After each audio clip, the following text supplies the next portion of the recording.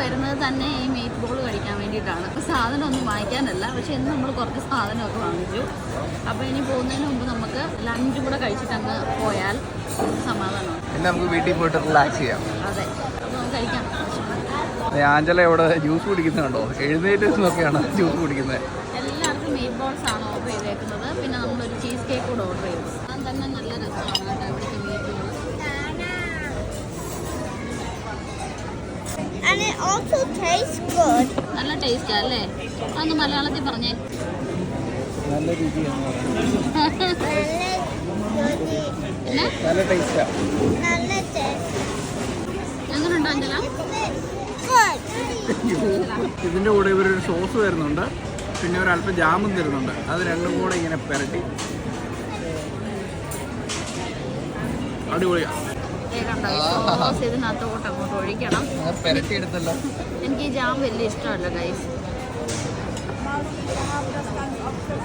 I don't like the jam. നല്ലതാണോ? നമ്മൾ ഒത്തിരി നാളായി വന്നിട്ടല്ലേ? അവിടെ പറ്റൂ. പണ്ടൊക്കെ നമ്മൾ ഇടയ്ക്ക് ഡബ്ലിന് വരുമ്പോൾ ഐക്കയിൽ കയറുമായിരുന്നു. പക്ഷേ ഇപ്പോൾ ഒത്തിരി നാളായി. ഡബ്ലിന് വന്നിട്ടുണ്ട്, പക്ഷേ ഐക്കയിലേക്ക് വേണ്ടിയിട്ട് വന്നിട്ടുണ്ട്. ഇവിടെ ഫസ്റ്റ് എല്ലാം കഴിച്ചിട്ട് എന്തോ കീഴടക്കിയ പോലെ ഇരിക്കുന്നു. വയറിനറിയാം നല്ലതായിരുന്നു. കുടിക്കാൻ വേണ്ടേ? ഇവിടെ ഒരാൾ ഇങ്ങനെ ഇരിക്കുവാണ്, ഒരു രക്ഷയില്ലാതെ. കഴിക്കാൻ വേണ്ടിയാ. ഇവിടെ ഒരാൾ പിന്നെ ചുറ്റുപാടും ഒബ്സർവ് ചെയ്തുകൊണ്ടിരിക്കുകയാണ്. ഞങ്ങളുടെ വെഡിങ് ആനിവേഴ്സറിക്ക് ആയിട്ട് വലിയൊരു കേക്കൊക്കെ മേടിച്ച് മുറിക്കണമെന്നുണ്ടായിരുന്നു. കേക്ക് കിട്ടാഞ്ഞിട്ടല്ല, പക്ഷേ ഇതെല്ലാം കൂടെ മേടിച്ചിട്ടുണ്ടെങ്കിൽ ആരും കഴിക്കത്തില്ല. അപ്പോൾ ഹാപ്പി ആനിവേഴ്സറി.